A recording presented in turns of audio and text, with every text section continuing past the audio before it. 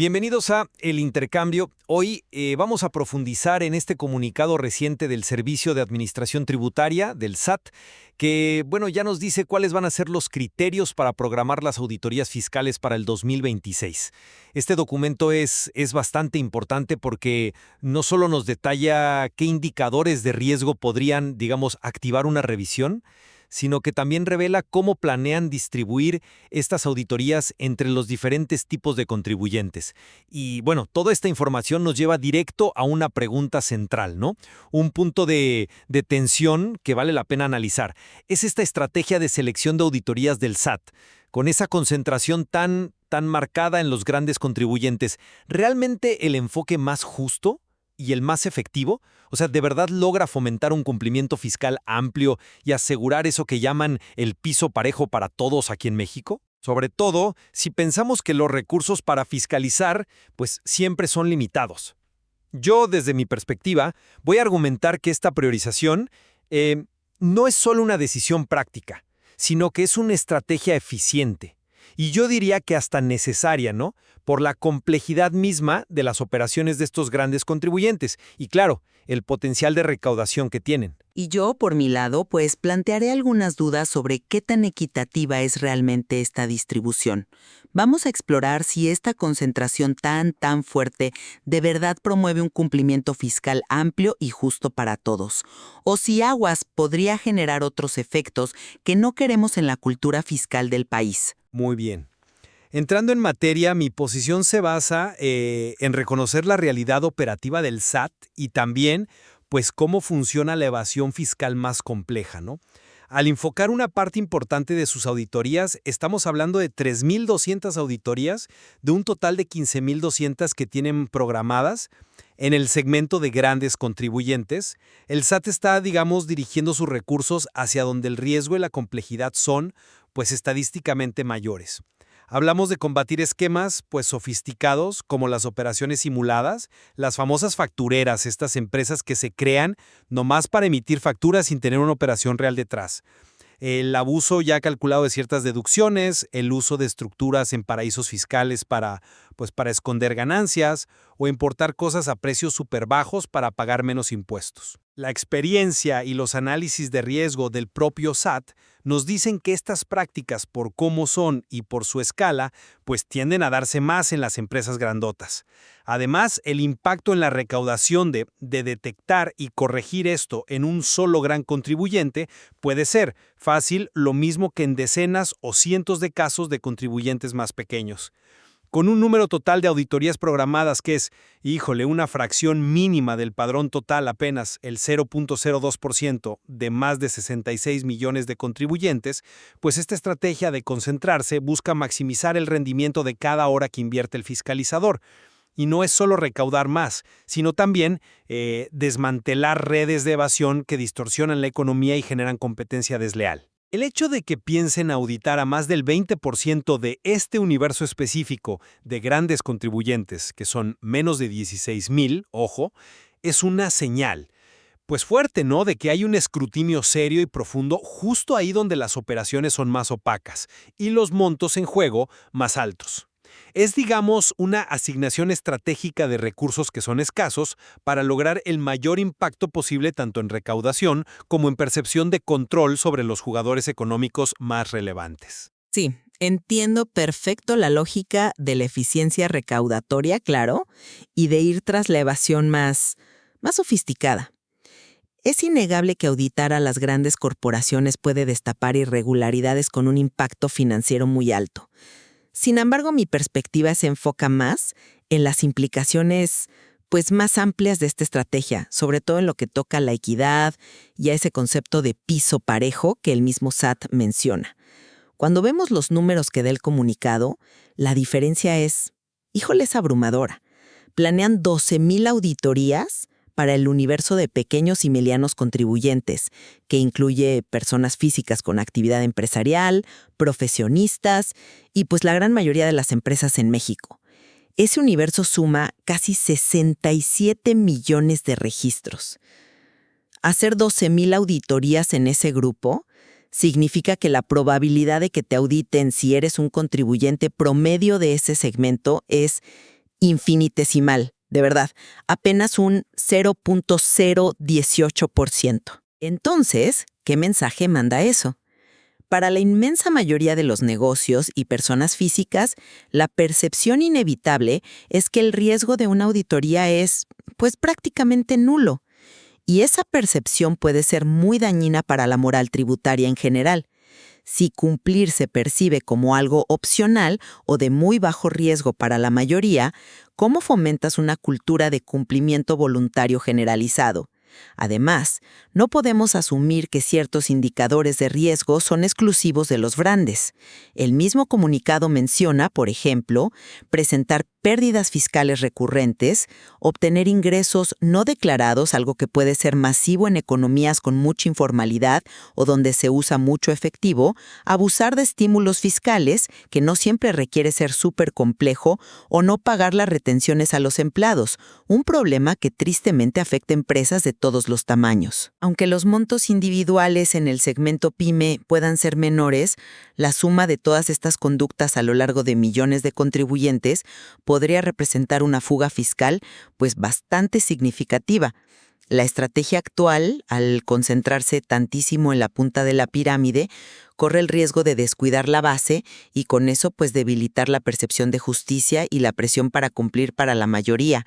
La pregunta clave es si esta distribución, aunque sea eficiente en términos de cuánto recaudas por auditoría, es sostenible a largo plazo para la salud del sistema tributario en su conjunto y si de verdad construye ese piso parejo en la práctica diaria de millones. Me parece que pone sobre la mesa una tensión válida, ¿no?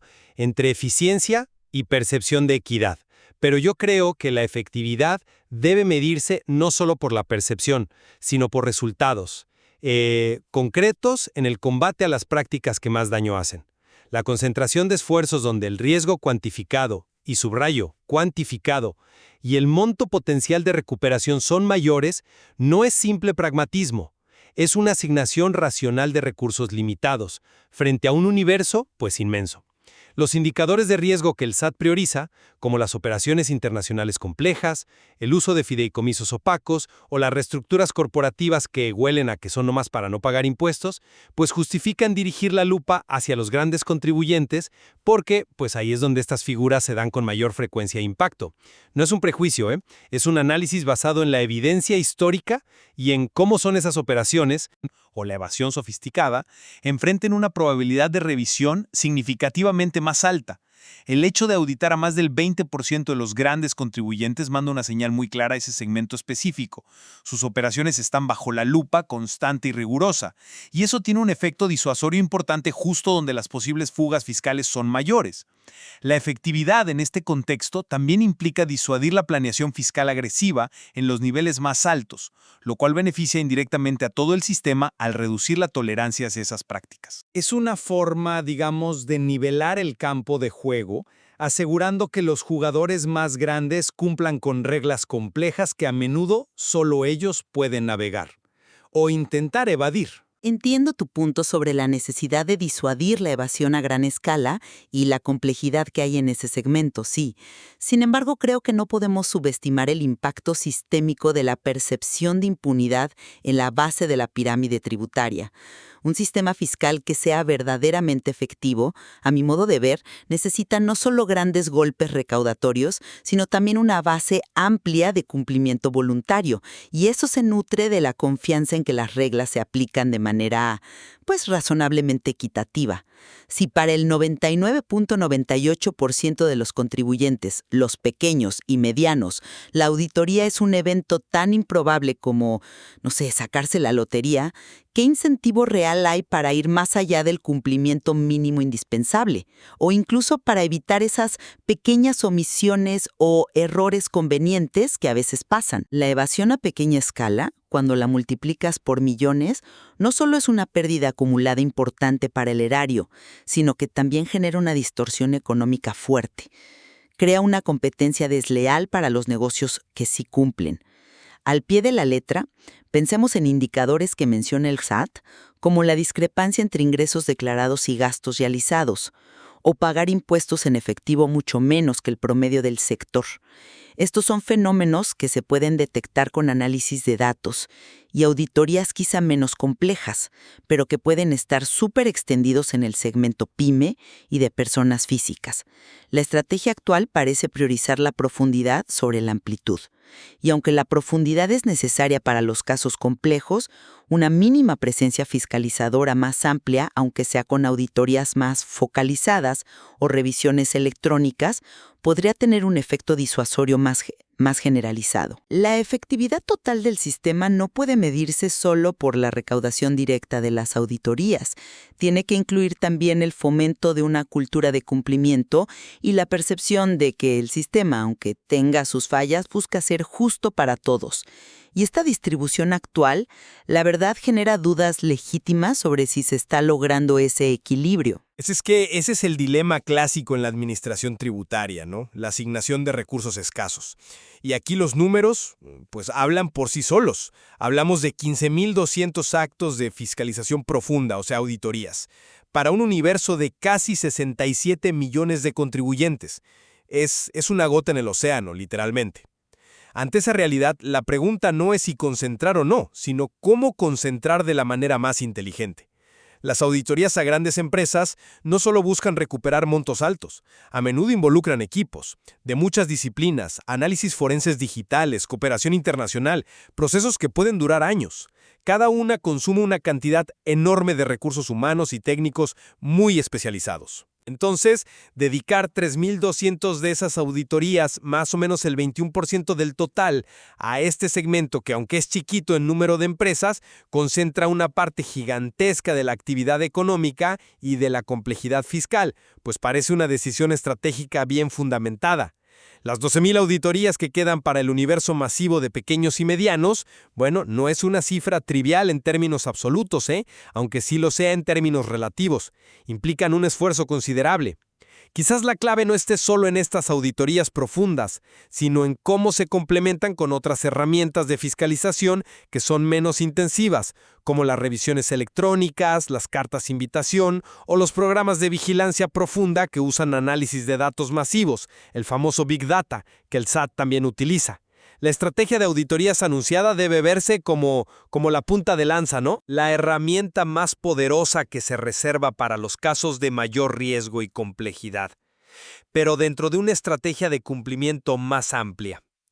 Y desde esa óptica, la concentración se justifica como el uso óptimo del recurso más caro y limitado. La auditoría profunda. Reconozco la limitación extrema de recursos, por supuesto, y la diferencia en complejidad de las auditorías. Es un factor que no podemos evitar. Sin embargo, incluso si consideramos otras herramientas de fiscalización, la señal que manda la distribución de las auditorías programadas sigue siendo potente y, en mi opinión, desequilibrada. La diferencia en la probabilidad de enfrentar el escrutinio más profundo del SAT es tan vasta entre un gran contribuyente, más de 1 de cada 5, y un pequeño o mediano, menos de 1 de cada 5.000, que inevitablemente moldea la percepción del riesgo y, por lo tanto, el comportamiento. Y surge la pregunta, ¿no se podría calibrar de forma distinta? Quizás sacrificar un porcentaje pequeño de las auditorías más complejas y largas a grandes empresas, digamos, bajar de 3.200 a 3.000, permitiría liberar recursos para aumentar significativamente en términos relativos el número de auditorías en el segmento PYME, pasar de 12.000 a, no sé, 15.000 o 20.000 auditorías para pequeños y medianos, aunque siga siendo una probabilidad baja en términos absolutos, ¿podría duplicar o triplicar la percepción de riesgo en ese segmento masivo? ¿No podría ese cambio marginal en la asignación tener un efecto disuasorio más amplio y contribuir mejor a la cultura de cumplimiento generalizado? Se trata de encontrar un punto de equilibrio. La percepción de que al grande sí lo revisan, pero al pequeño nunca le pasa nada puede ser muy corrosiva a largo plazo, fomentando una informalidad o un cumplimiento a medias que se vuelve normal. Quizás la optimización no debería ser puramente recaudatoria por auditoría, sino buscar el mayor impacto sistémico en el comportamiento del contribuyente, y eso podría requerir una distribución ligeramente menos concentrada de la herramienta de auditoría. Es una propuesta interesante. buscar recalibrar, pero debemos considerar también la naturaleza de los riesgos que se buscan atajar prioritariamente. Si revisamos los indicadores que menciona el comunicado del SAT, varios de ellos son intrínsecamente más probables o solo posibles en el contexto de grandes corporaciones con operaciones transnacionales o estructuras financieras sofisticadas. Por ejemplo, realizar operaciones con partes relacionadas en el extranjero sin el debido soporte de precios de transferencia. Eso es muy específico. O aplicar pérdidas fiscales de forma indebida generadas en reestructuras corporativas complejas, o remesar pagos a paraísos fiscales sin justificación económica válida, o incluso utilizar tratados para evitar la doble tributación de manera abusiva. Estas son prácticas que requieren un nivel de asesoría y una escala de operación que, pues simplemente no existen en la gran mayoría de las pymes. Enfocar las auditorías profundas en detectar y sancionar estas conductas específicas, que son muy dañinas y difíciles de identificar por otros medios, justifica la concentración. No se trata de ignorar al pequeño contribuyente, sino de usar la herramienta más poderosa, la auditoría, donde es más necesaria y donde otros métodos, como la vigilancia electrónica basada en CFDI, pueden ser menos efectivos para desentrañar la complejidad. Es como usar un microscopio electrónico para analizar estructuras nanométricas y un microscopio óptico para células. Cada herramienta tiene su aplicación óptima. La auditoría profunda es ese microscopio electrónico para la fiscalidad compleja. Sí, es cierto que algunos indicadores son específicos de las grandes operaciones, pero no podemos pasar por alto que otros, que también menciona el comunicado, son transversales y potencialmente mucho más numerosos en el universo PYME. Tomemos, por ejemplo, obtener ingresos que no son declarados. Esto abarca desde ventas sin factura hasta servicios profesionales cobrados en efectivo y no reportados, una realidad muy presente en ciertos sectores, ¿no? O presentar inconsistencias relevantes entre los CFDI emitidos y recibidos, o entre las declaraciones y los registros contables. Esto puede ocurrir en cualquier negocio, sea por desorden, desconocimiento o, pues, con intención. Otro punto crítico: no enterar las retenciones de impuestos, ISR o IVA, realizadas a terceros, como empleados o proveedores. Esta es una práctica, desafortunadamente, común en empresas con problemas de flujo de efectivo, sin importar su tamaño. Incluso abusar de beneficios o estímulos fiscales no es exclusivo de los grandes. Puede haber interpretaciones, digamos, creativas, de estímulos sectoriales o regionales a cualquier escala. Ignorar la potencial masividad de estos fenómenos en el segmento más grande de contribuyentes, solo porque el monto individual por caso puede ser menor, podría llevarnos a subestimar el problema agregado. Se corre el riesgo de que al enfocar tanto el microscopio electrónico en unos pocos, se deje de observar con suficiente atención el panorama más amplio, con las herramientas adecuadas para esa escala. La pregunta es si la estrategia actual contempla suficientemente qué tan prevalentes son y qué impacto acumulado tienen estos riesgos más mundanos pero muy extendidos. En conclusión, desde mi análisis del comunicado y de la realidad operativa, creo que la estrategia del SAT para 2026, al priorizar a los grandes contribuyentes, representa un enfoque razonado y basado en evidencia para maximizar el impacto de sus limitados recursos de auditoría. Esta priorización se justifica por la concentración de riesgos fiscales complejos, la sofisticación de las operaciones y, claro, el potencial recaudatorio inherente a este segmento. Busca la eficiencia en el uso de recursos escasos y el combate efectivo a las formas de evasión y elusión más elaboradas y potencialmente más dañinas para las finanzas públicas y la equidad del sistema. Por mi parte, concluyo reconociendo la lógica de eficiencia recaudatoria, sí, pero manteniendo serias reservas sobre el impacto en la equidad percibida y en el objetivo de un piso parejo efectivo para todos. La probabilidad de auditoría extremadamente baja para la vasta mayoría de los contribuyentes pequeños y medianos es un factor que, no podemos ignorar y que podría, a largo plazo, minar la cultura de cumplimiento voluntario y la confianza en la justicia del sistema fiscal. La tensión entre una eficiencia focalizada en grandes montos y la necesidad de una percepción de equidad generalizada es, el núcleo de este debate y queda claramente expuesta en la distribución que anunciaron. El comunicado del SAT, hay que decirlo, tiene el mérito de ser transparente respecto a sus criterios y prioridades para 2026. Sin embargo, como hemos discutido, inevitablemente abre una reflexión importante sobre el complejo equilibrio entre la fiscalización de alto impacto, que es indispensable para la salud financiera del país, y la promoción de un cumplimiento voluntario más amplio que se sustente en una percepción de justicia y presencia fiscal en todo el espectro de contribuyentes. Exactamente. La información que dio el SAT, lejos de cerrar el tema, invita a un análisis continuo sobre las consecuencias a corto y largo plazo de estas probabilidades de auditoría tan dispares que van a enfrentar los distintos tipos de contribuyentes en México.